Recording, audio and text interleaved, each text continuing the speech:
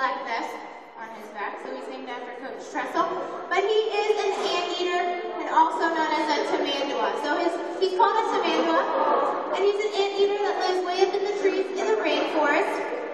And of course, his favorite food is ants. He loves to eat ants, but it's eating. I mean, it's itching, not eating. Jeez.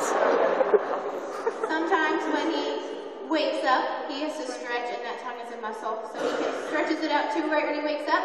You just got to see his most important tool on his body that he uses to eat. His tongue is really long and really sticky. It's actually 16 inches long. Good God. And he uses that tongue.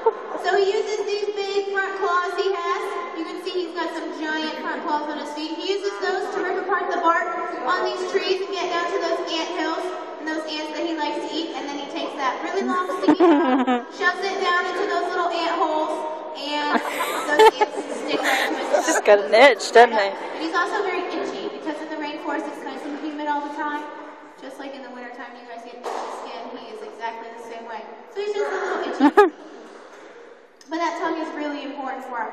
And you might think that his head looks pretty small to fit such a large tongue inside there. But he actually, when he sucks that tongue back up into his mouth, he actually wraps it all the way around the brain case inside of his head. So that's where he stores it when it's inside of his head. But I think that Tressel has a pretty special nickname. He does. He does have a great nickname, and I think it's best if we have one of you guys come up and help us out. Dude. He has a unique smell to him that's kind of difficult to describe. Do we have any volunteers who would like to just very good sense of smell? Oh, I don't want to sniff You it. have a good nose? Okay, come on up. I don't want to sniff it. You're the one who cleans the cages, right? With your tongue, right? That's lovely. Okay, fantastic. You're totally the guy for this job. I really would not recommend that, but we went, it's like a scratch and stiff sticker. You need to scratch here and then take a big whiff of his hindquarters area. Smells like okay, crap. Yeah. You let everybody know. What does it smell like? So Tressel's special nickname in the rainforest is the stinker of the rainforest. He deserves a prize for He that. absolutely does. You get a pin to put on your backpack.